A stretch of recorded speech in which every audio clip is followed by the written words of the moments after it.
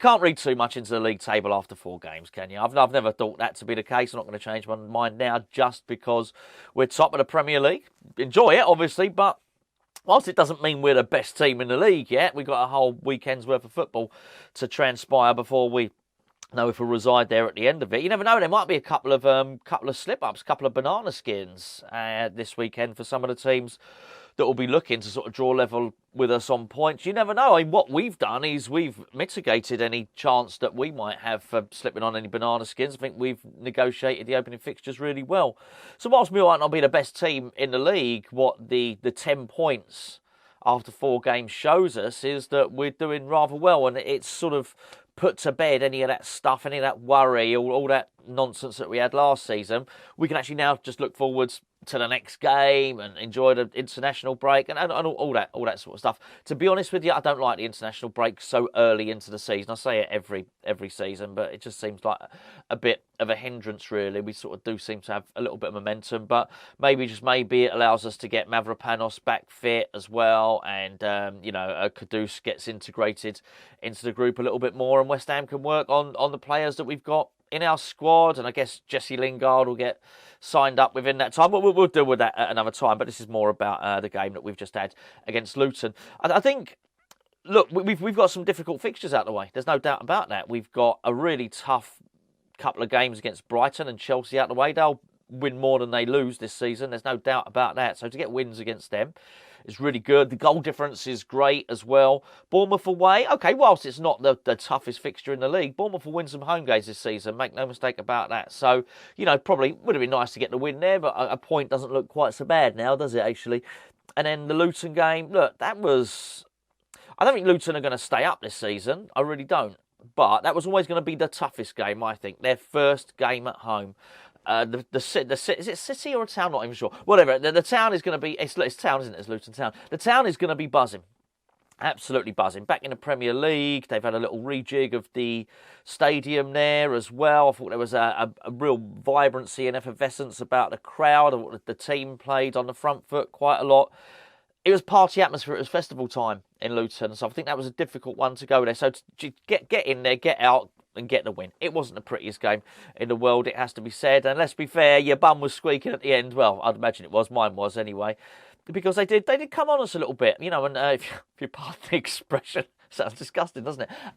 But, I thought, job well done. Get in, get the points, and then and jump on the plane home, so to speak. So, the game itself was interesting. I thought, obviously, Kurt Zouma was absolutely immense in the game. Was outstanding. I mean, he was sort of bordering on man of the match. It was him and Paqueta for man of the match anyway, wasn't it, really? Up until the point where he scored the goal. Then he goes and gets that goal. And, I thought that probably seals the man of the match bubbly for him or whatever they dish. I think they give him aftershave now, don't they? For man of the match. So, hey, you stink. Have some deodorant.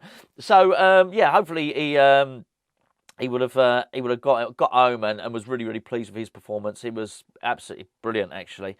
A little bit of nerves from a Jarrod next to him, actually, at times, but I just think we're always going to have that. They do sort of work as a pairing, though. There are a couple of times when his pace got him out of trouble, a Jarrod, and so I thought, as a partnership, works really well, but I would definitely be interested to see what Mavropanos can do. He's a right-footed centre-back. He's a right-sided centre-back, Mavropanos. That's going to be hard. I think it's probably easier to dislodge, for Jarrod, isn't it, than to dislodge Kurt Zouma there. The midfield was... I just think it functions, doesn't it? There's... Every job is being detailed there, really, and it's going to be very interesting to see if Thomas Souček can break his way into that midfield, because Alvarez just looks like... Well, he's perpetual motion, really, isn't he? He looks like he loves defending. He's like a wasp, just constantly sort of sniffing out danger. Not that that's what wasps do. It's a terrible analogy, actually, but he's always buzzing around was my point there. Sort of sniffs out danger. I thought his role in the first goal was really good. Played a couple of 1-2s, really advanced the ball down the pitch. But I really like it. I really like his sort of defined role. They definitely, in that 3 that we had against Luton, they definitely had clearly defined roles. So you had the stopper there in, obviously, Alvarez. WardProwse there was, sort of the the middleman, if you like, with Paqueta doing the sort of the dangerous unlocking of the defence stuff. And I thought it worked really, really well. All three of those guys played particularly well. I've got to say, and I'll keep mentioning WardProwse because there's still an element of surprise there for me with him.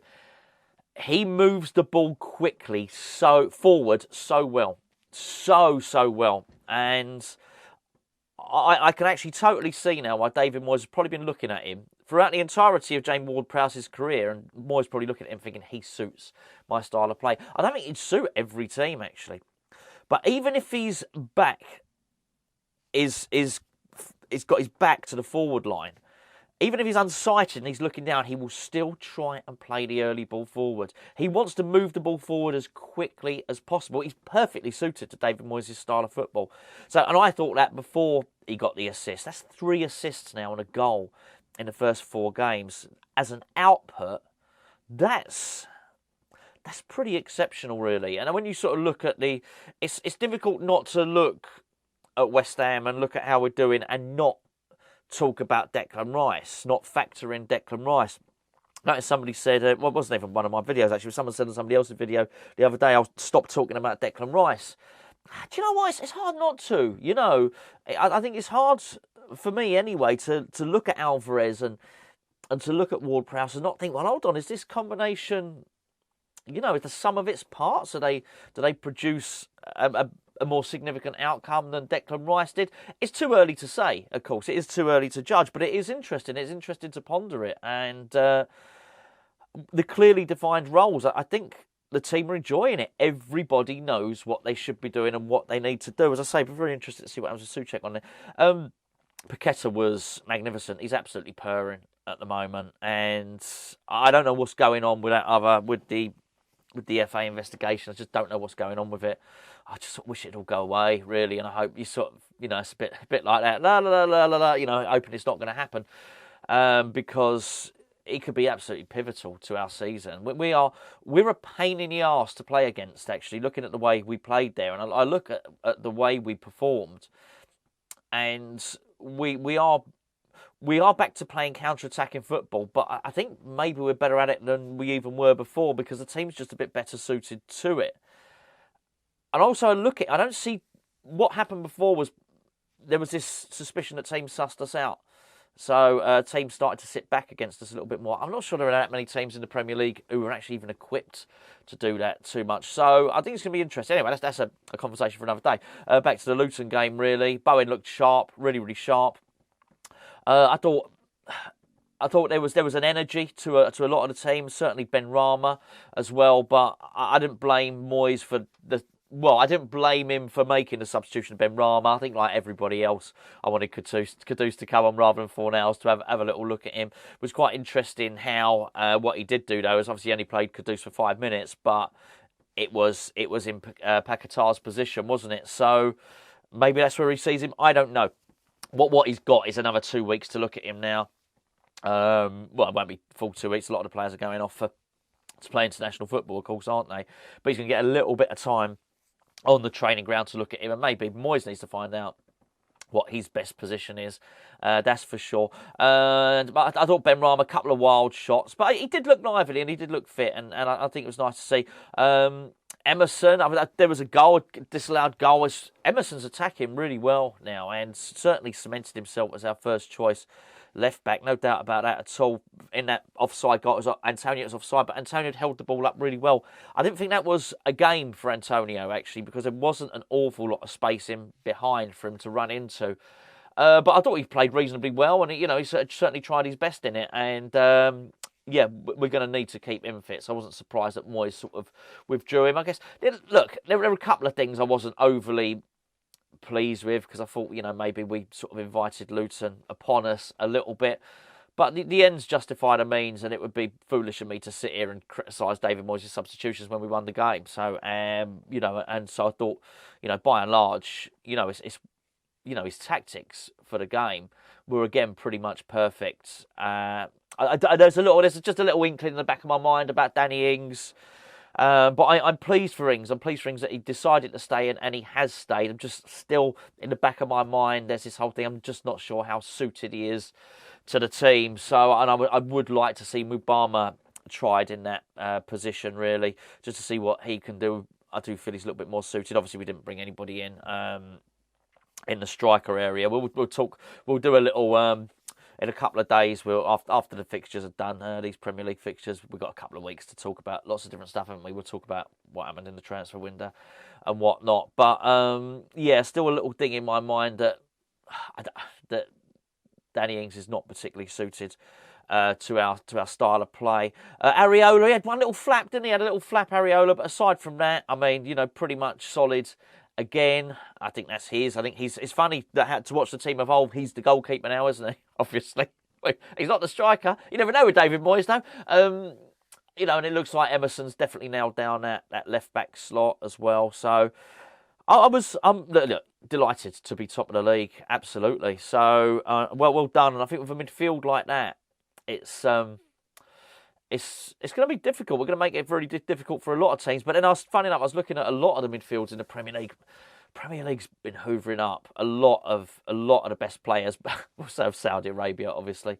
And I look at a lot of Premier League teams' central midfields now, and they're all pretty strong.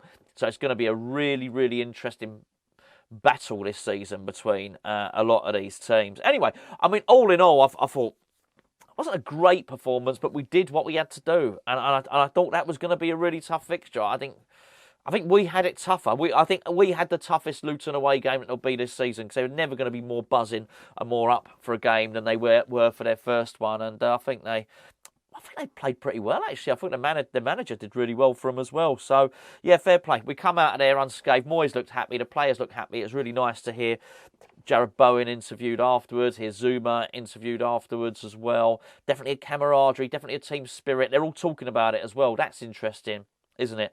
And so, and it looks like, the Lingard thing's probably going to happen as well. So that probably played into the club's thinking with regard to maybe not doing any transfer deadline day business that they didn't want to do.